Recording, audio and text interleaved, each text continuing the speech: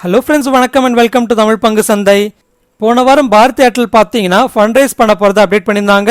So இப்போ அந்த fund ரைசிங்கோட டீட்டெயில்ஸை கொடுத்துருக்காங்க. அதாவது ரைட்ஸ் இஷ்யூ வழியாக ஃபண்ட் ரைஸ் பண்ண போகிறதா சொல்லியிருக்காங்க. ஸோ ரைட்ஸ் இஷ்யூனா என்னது அண்ட் இதே போல் பாரதி ஏர்டெலோட ரைட்ஸ் இஷ்யூ டீட்டெயில்ஸ் எல்லாமே நம்ம ஃபுல்லாக டிஸ்கஸ் பண்ணலாம். அண்ட் அதே போல் எல்லாருமே வெயிட் பண்ணியிருந்த ஜாக்சன் ஹோல் எக்கனாமிக் சிம்போசியம் முடிஞ்சிருக்கு. ஸோ அதில் பவல் என்ன பேசியிருக்காரு அண்ட் அந்த அப்டேட்டோட இம்பாக்ட்ஸ் நம்ம மார்க்கெட்டில் எப்படி இருக்க போகுதுன்றதை நம்ம டிஸ்கஸ் பண்ணலாம். அண்ட் செப்டம்பர் 1st இருந்து செபியோட பீக் மார்ஜின் ரூல் வரப்போகுது. அண்ட் அதே போல இந்த வீக் வேற என்னென்ன அப்டேட்ஸ் அண்ட் ஃபேக்டர்ஸ் எல்லாமே மார்க்கெட் இம்பாக்ட் பண்ண போகுதுன்றது எல்லாத்தையும் நம்ம டிஸ்கஸ் பண்ணிட்டு இந்த வீடியோவை க்ளோஸ் பண்ணலாம். ஓகே, ஃபர்தர் வீடியோக்குள்ள போறதுக்கு முன்னாடி நீங்க நம்ம தமிழ் பங்கு சந்தை சேனலை சப்ஸ்கிரைப் பண்ண மறந்துட்டீங்கன்னா கண்டிப்பா சப்ஸ்கிரைப் பண்ணிக்கோங்க. அண்ட் அப்படியே பக்கத்தில் இருக்கிற பெல் நோட்டிஃபிகேஷனையும் கிளிக் பண்ணிக்கோங்க. அண்ட் நம்மளோட கண்டென்ட் உங்களுக்கு பிடிச்சிருந்ததுன்னா கண்டிப்பா லைக் அண்ட் கமெண்ட் பண்ணுங்க. ஜஸ்ட் ஒரு செகண்ட் கூட ஆகாது. ஒரு லைக்கும் கமெண்ட்டும் பண்ணிட்டு இந்த வீடியோவை உங்க ஃப்ரெண்ட்ஸ் அண்ட் ஃபேமிலிஸ்க்கு ஷேர் பண்ணுங்க. அண்ட் நம்மளோட ஒர்க்கை நீங்கள் சப்போர்ட் பண்ணணும்னு நினச்சிங்கன்னா நீங்களோ இல்லை உங்கள் ஃப்ரெண்ட்ஸோ புதுசாக எந்த ஒரு அக்கௌண்ட் ஓப்பன் பண்ணுறதா இருந்தாலும் நம்ம சேனலோட ரெஃபரல் லிங்க்ஸை யூஸ் பண்ணிக்கோங்க. அண்ட் மார்க்கெட்டோட ஃப்ரீ லைவ் அப்டேட்ஸுக்கு இந்த வீடியோட ஃபர்ஸ்ட் கமெண்ட்டில் இருக்கிற டெலிகிராம் லிங்கை கிளிக் பண்ணி நம்ம டெலிகிராம் சேனலில் ஜாயின் பண்ணிக்கோங்க.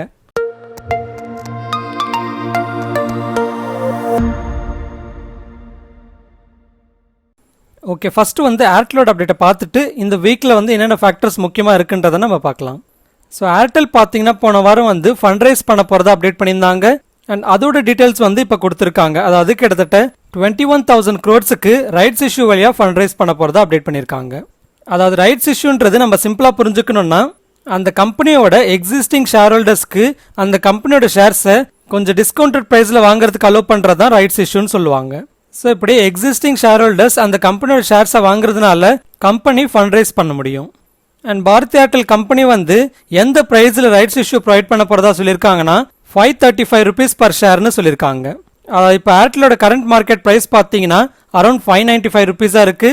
ஸோ அதை கம்பேர் பண்ணுறப்போ இந்த ரைட்ஸ் இஷ்யூவில் வர டிஸ்கவுண்டட் ப்ரைஸ்ன்றது அரௌண்ட் 10% டிஸ்கவுண்டட் ப்ரைஸ்ன்னு சொல்லலாம். அண்ட் ஆக்சுவலாக அந்த ரைட்ஸ் இஷ்யூவில் பார்த்தீங்கன்னா RE அதாவது ரைட்ஸ் என்டைட்டில்மெண்ட் ரேஷியோன்னு ஒன்று இருக்கும். அதாவது ரைட்ஸ் இஷ்யூவில் பார்ட்டிசிபேட் பண்ணி அந்த டிஸ்கவுண்டட் ப்ரைஸில் உங்களால் எவ்வளோ ஷேர்ஸ் வாங்க முடியுன்றது தான் இந்த ரைட்ஸ் என்டைட்டில்மெண்ட் ரேஷியோன்னு சொல்லுவாங்க. அண்ட் ஏர்டெல் அனௌன்ஸ் பண்ண ரைட்ஸ் என்டைட்டில்மெண்ட் ரேஷியோ பார்த்தீங்கன்னா 1:14 இருக்குது. அதாவது 14 ஷேர்ஸ் நீங்கள் ஹோல்ட் பண்ணியிருந்தீங்கன்னா, அதாவது அவங்க சொல்கிற ரெக்கார்ட் டேட் அன்னைக்கு 14 ஏர்டெலோட ஷேர்ஸ் நீங்கள் ஹோல்ட் பண்ணியிருந்தீங்கன்னா உங்களுக்கு 1 RE ஷேர்ஸ் அலோகேட் ஆகும். ஸோ அப்படி 1 RE ஷேர்ஸ் அலோகேட் ஆச்சுன்னா ரைட்ஸ் இஷ்யூவில் பார்ட்டிசிபேட் பண்ணி டிஸ்கவுண்டட் ப்ரைஸான 535 rupeesக்கு ஒரு ஷேரை நீங்கள் வாங்கிக்கலாம். ஸோ சிம்பிளாக சொல்லணும்னா பாரதி ஏர்டெலோட ஷேர்ஸை 14 வச்சிருந்தீங்கன்னா ஒரு ஷேரை 535 rupeesக்கு நீங்கள் வாங்கிக்கலாம். அண்ட் ஆக்சுவலாக அந்த பாரதி ஏர்டெலோட ரைட்ஸ் என்டைட்டில்மெண்ட் ரேஷியோன்றது அந்தளவுக்கு அட்ராக்டிவாக இல்லைன்னு தான் சொல்லணும். ஏன்னா இன்னைக்கு கரண்ட் மார்க்கெட் ப்ரைஸை எடுத்துக்கோங்க, நீங்கள் 14 ஷேர்ஸ் ஹோல்ட் பண்ணாதான் ஒரு ஷேரை டிஸ்கவுண்டட் ப்ரைஸில் வாங்க முடியும். ஸோ அப்படி பார்க்குறப்போ 14 × 595 போட்டிங்கன்னா அரௌண்ட் 8,330 rupees வரும். ஸோ இந்த 8,830 rupees இன்வெஸ்ட்மெண்ட் இருந்ததுன்னா உங்களால் ஒரு ஷேர் 535 rupeesக்கு வாங்க முடியும். ஸோ அப்படி பார்க்குறப்போ உங்களோட 15 ஷேர்ஸ்க்கான இன்வெஸ்ட்மெண்ட்ன்றது 8,330 + 535, ஸோ அரௌண்ட் 8,865 rupees வரும்.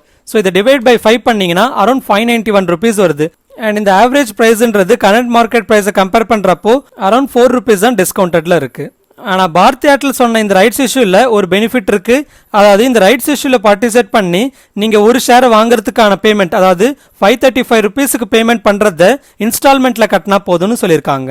அதாவது ரைட்ஸ் இஷ்யூவில் பார்ட்டிசிபேட் பண்ணுறப்ப என்னவோ அந்த 535ல் 25% பேமெண்ட் பண்ணால் போதும்னு சொல்லியிருக்காங்க. And remaining 75% of the amount வேற ஃபியூச்சர் டேட்ஸில் இன்னொரு 2 இன்ஸ்டால்மெண்ட்ஸாக கட்டிக்கலாம்னு சொல்லியிருக்காங்க. அண்ட் ஆக்சுவலாக அரௌண்ட் 2020 மே டைமில் ரிலையன்ஸ் இண்டஸ்ட்ரீஸும் இதே போல் ஒரு ரைட்ஸ் இஷ்யூ அனௌன்ஸ் பண்ணியிருந்தாங்க.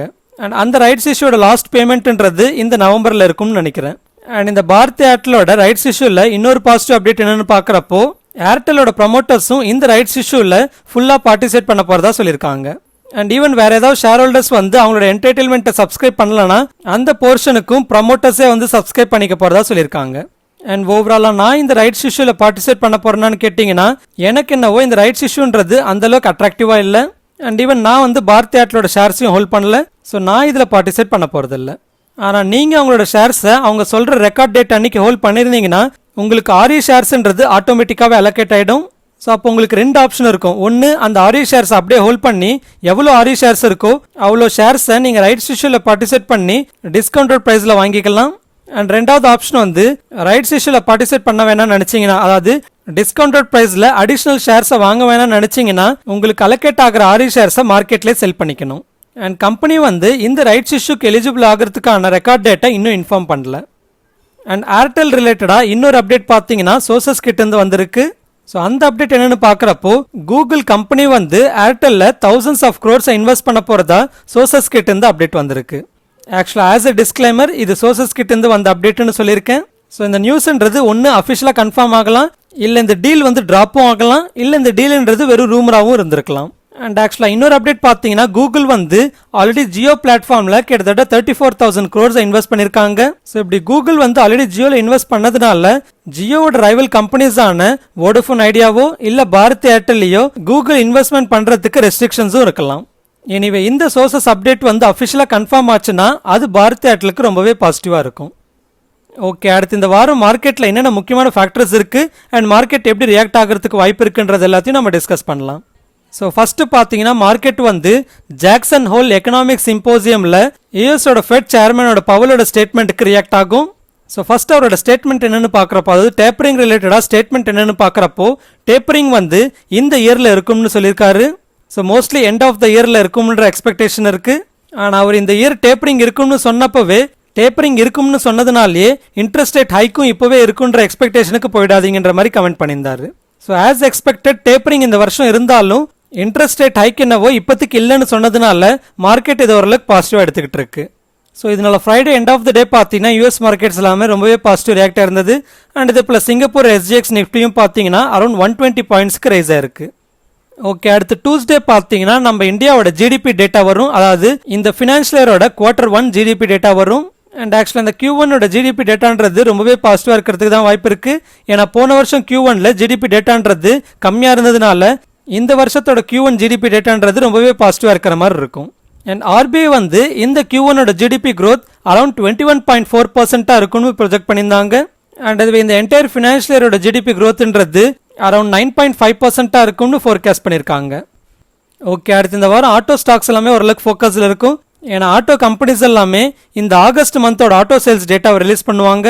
ஸோ செப்டம்பர் 1 இருந்து ஆட்டோ கம்பெனிஸ் வந்து அவங்களோட சேல்ஸ் டேட்டாவை ரிலீஸ் பண்ண ஆரம்பிப்பாங்க.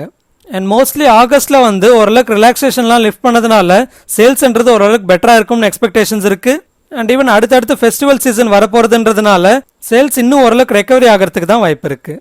ஆனால் பேசஞ்சர் வெஹிக்கிள்ஸோட ஸ்டாக்ஸ் வந்து சப்ளை செயின் இஷ்யூஸ் காரணமாக, அதாவது செமிகண்டக்டரோட ஷார்ட்டேஜ் இஷ்யூ காரணமாக மற்ற வெஹிக்கிள் செக்மெண்ட்ஸை விட ஓரளவுக்கு கம்மியான சேல்ஸ் இருக்கிறதுக்கு வாய்ப்பு இருக்குது. அண்ட் அடுத்து வெட்னஸ்டே வந்து மேனுஃபேக்சரிங் PMI டேட்டா வரும், அதாவது ஆகஸ்ட் மந்தோட மேனுஃபேக்சரிங் PMI டேட்டா வரும். அண்ட் அது ஃப்ரைடே வந்து சர்வீசஸோட PMI டேட்டா வரும். ஓகே, அடுத்து செப்டம்பர் 1 இருந்து, அதாவது இந்த வெட்னஸ்டேல இருந்து செபியோட நியூ பீக் மார்ஜின் ரூல்ன்றது ஃபுல் ஃபோர்ஸாக இம்ப்ளிமெண்ட் ஆகும். அண்ட் ஆக்சுவலாக அந்த செபியோட மார்ஜின் ரூல்ஸை பற்றி நம்ம ஆல்ரெடி டிஸ்கஸ் பண்ணியிருக்கோம்.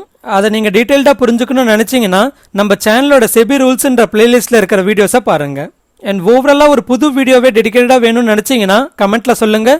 அதிகமான மக்கள் இன்ட்ரெஸ்ட்டாக இருந்தீங்கன்னா கண்டிப்பாக அதை பற்றி டெடிக்கேட் வீடியோ போடுறோம். ஓகே, அடுத்து இந்த வாரம் பார்த்தீங்கன்னா செப்டம்பர் 1 2 IPO வந்து ஓப்பன் ஆக போகுது.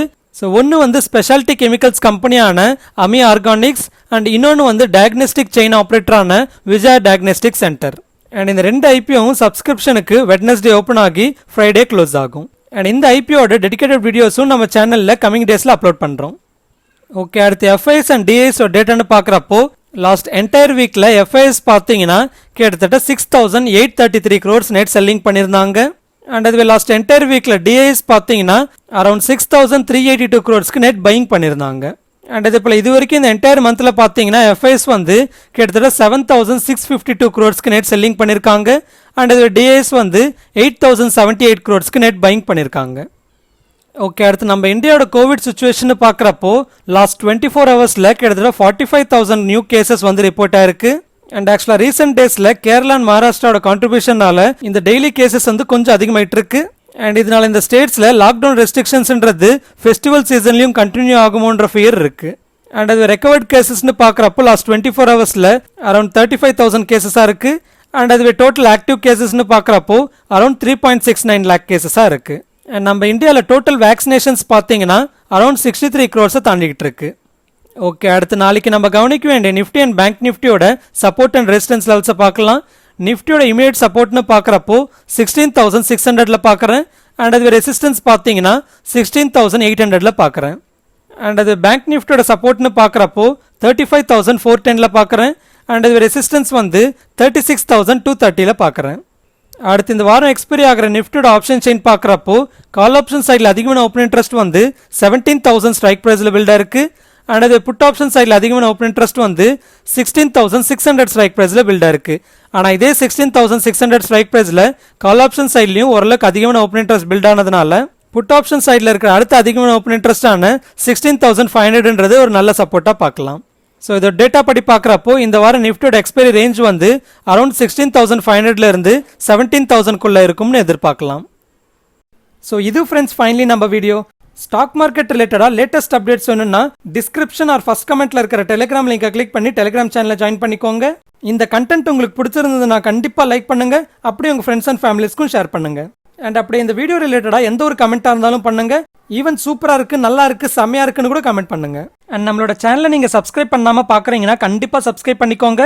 இன்னொரு இன்ட்ரெஸ்டிங் வீடியோட உங்க முன்னாடி வர. அது வரைக்கும் டேக் கேர். ஜெய் ஹிந்த்.